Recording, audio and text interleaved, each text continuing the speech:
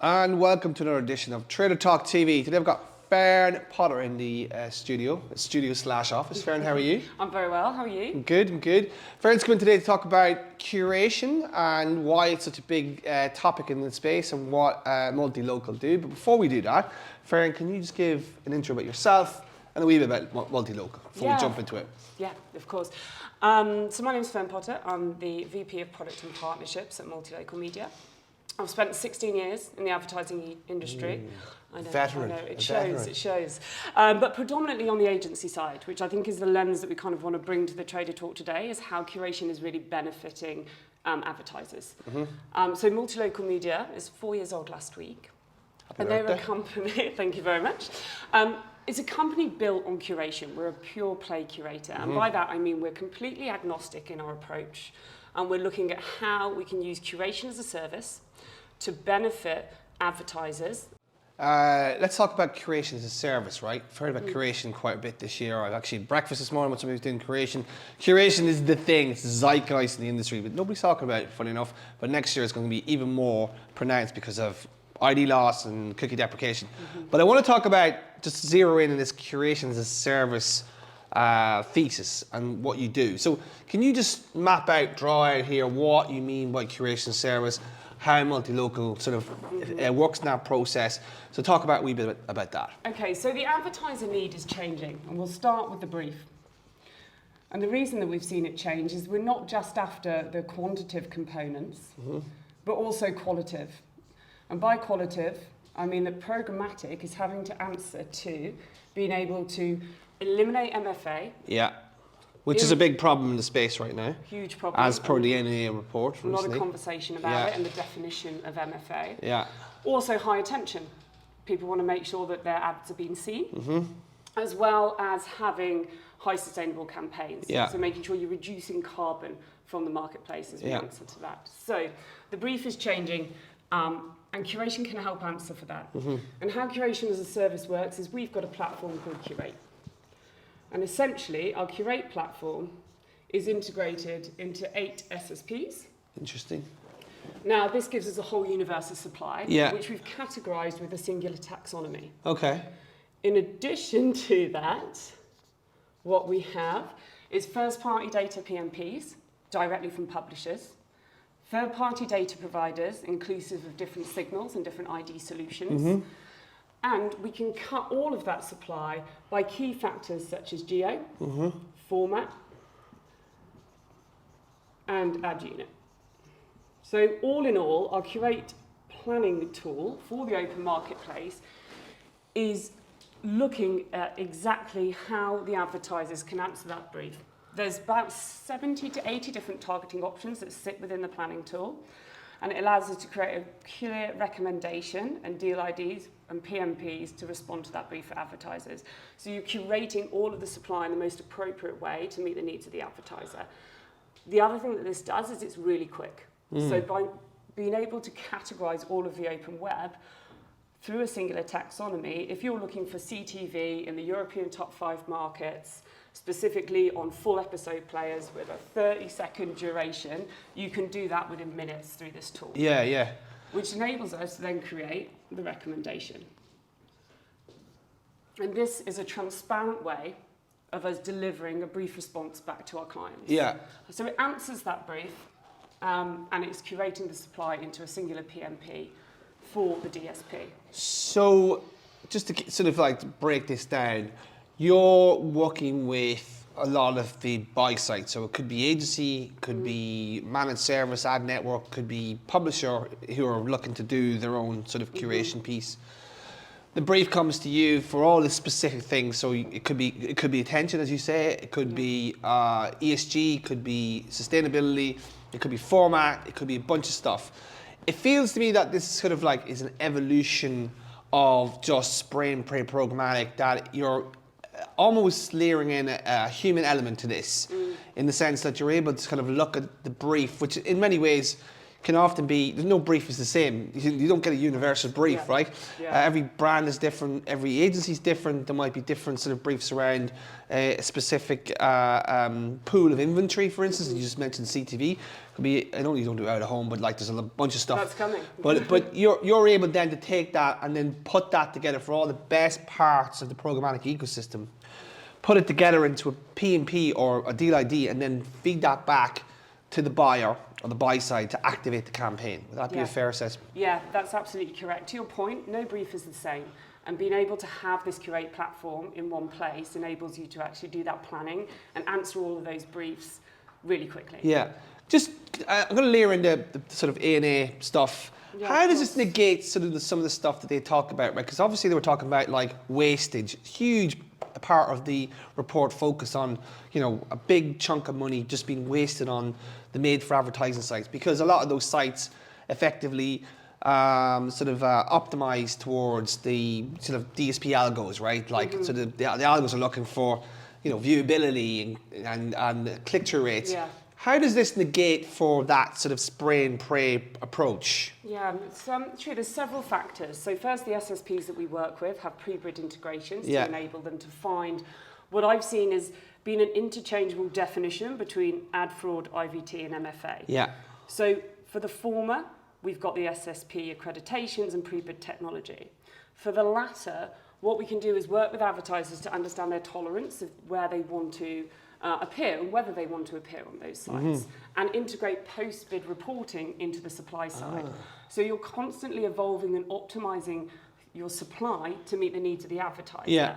Now, as the A&A report alluded to, I think there's still kind of, you know, there's still some cloudiness about the definition of MFA. And a lot of publishers are using the same tactics for, you know, it's not necessarily like your classic MFA site, which would be sort of like you're sent there by Facebook or one of the chumbox sort of providers to kind of like land on page, see a listicle, put a bunch of ads, outstream, banner ads, video, was stuff it as much ad tech as possible to increase yield. Exactly. There's a lot of test and learn that still needs to happen, and I think the definition of MFA within the A&A report uses language like generally has this, higher propensity to have that. There's a high probability for them to have high ad density. And so we're still not completely sure, but we can take the likes of the Jounce Media definitions, the definitions that have been formed by agencies and advertisers, and plug that back into how we vet and categorize inventory. Yeah. So our teams and also our technology is categorizing each domain and vetting it as we go for a quality level. Interesting. So we can marry the two together to make sure the PMP from the start is full of the inventory you'd expect, So where you want your ad to appear. So you're optimizing all the time for quality. 100%. Right. I think after that recommendation where we hand off the PMP, so complementary to the trading desks and the teams that we're working with, we then go into the next stage, which is active curation. So this takes curation one step further because it's the optimization of inventory, supply, data, as well as those qualitative factors on the supply side. We take DSP passback reports, and A&A mentions this again, to make sure that you're kind of starting to match that data, give yourself full transparency between your KPIs as a business and the supply that you're working with, and optimizes to that on a regular cadence. So as more frequently that we get the reports back from the DSP and from the advertisers, the harder that the supply can work for you. Yeah.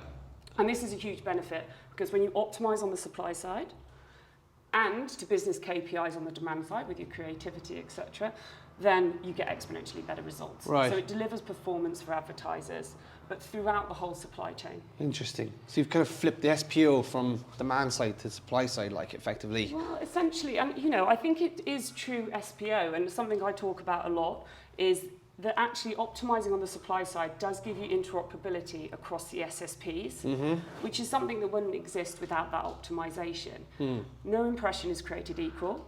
Every different path and every different supply mechanic operates really differently. So to enable this to work properly and for active curation to really benefit the advertiser, you need to have multiple SSPs in place to look at the universe of supply and see what works for you. So when we set up the deal IDs and the recommendation, We're always on a minimum of 3 SSPs. Yeah. Instead, we're integrated into 8, and we interchange those based on the performance that we're seeing. Interesting, because one of the sort of things was leveled at curation and P&P activation is the scale aspect. Yeah. What would you say to people who say, "Oh, I got a feedback on a sort of post at LinkedIn yesterday. This negates the sort of ability to scale and make it operationally efficient." What would you say to that in terms of like what you guys are doing in terms of scaling campaigns and making them work? Yeah, it's such a good point. So as Curation as a service, half of our team globally are focused on the troubleshooting of PMPs, because despite the fact that evolution of an open marketplace to PMP was meant to be, a maturity and give you more control, Yeah. they're a pain. Yeah, They don't work out 100%. the box. Every different connectivity can throttle the performance and the scale of a PMP. So what we do is work really hard with our partners. We've got 4 years of experience in troubleshooting PMPs and all of these connectivities. And moreover, what we do is then build out the recommendations back into that platform. So we know exactly what works where. Yeah. So it is a problem, but it can be solved for by using that Curation as a service to just deliver deal health, essentially, and getting them live on time, which for advertisers is essential. Great. Next, we'll talk about Carbon Smart. This is a product you guys have kind of recently launched, and sort of another innovation around curation, which I'm quite interested in. What is it? How does it work? And why should people use it? Okay, so I'll start from the beginning, which is, to your point, there's a lot of noise around sustainability. Too much. Too much noise.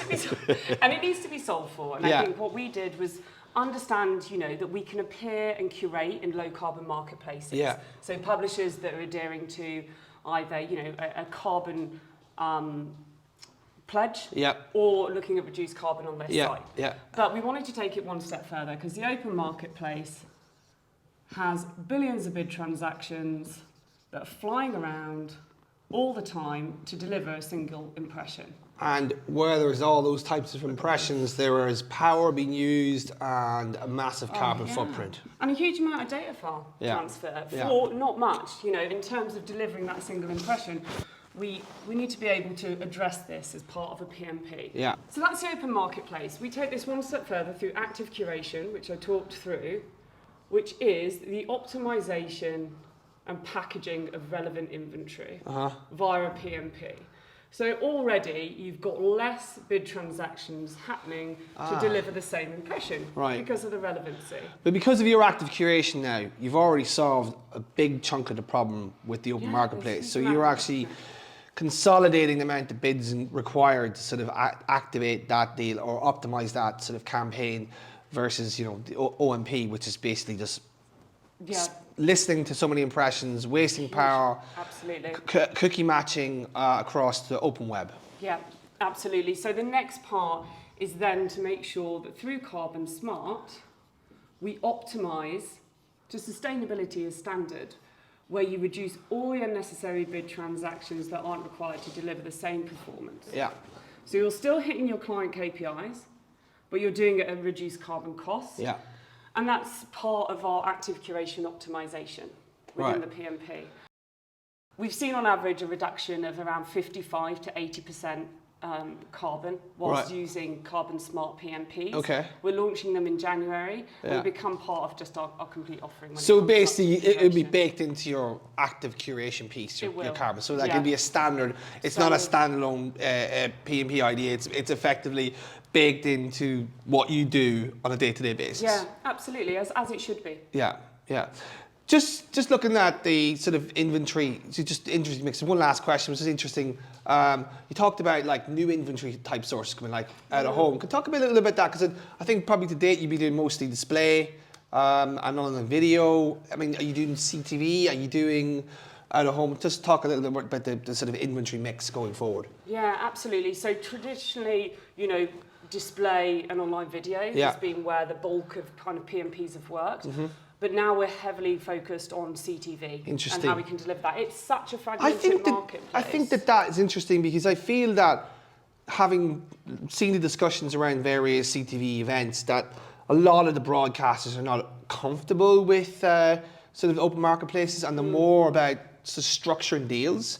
So I think that probably plays in well with that narrative. Is that true? Yeah, absolutely. And I think for advertisers, it helps them navigate the fragmented inventory. Right, okay. You know, you can get something from a manufacturer versus a platform, Yeah. versus a publisher and Right. a producer. So to be able to curate all of that together, and again, understand exactly who has access to what inventory to match that brief is Yeah. really important. Yeah. So definitely CTV. So the I think chaos that's there, right. it sort of feeds into what you guys do from a curation as a service perspective. Yeah, absolutely. It provides ease and Yeah. it's quick and it gets things, you know, activated on time. Digital at home is coming, Yeah. and rich media will be another format, you know, other formats that we can Yeah, start yeah. curating into next year. Audio is something that we've been working with. Mm-hmm. There's certain platforms, specific curation platforms that we can use to target different podcasts and streaming. So more and more formats are coming to curation. Yeah. And I think the more that we can kind of feed that plan and understand exactly that universe of supply gives advertisers the benefit of knowing exactly where their ads are being placed. And from board's eye view, because you see quite a lot of the market as a business, how big is curation in the market right now? Like, is it the under like?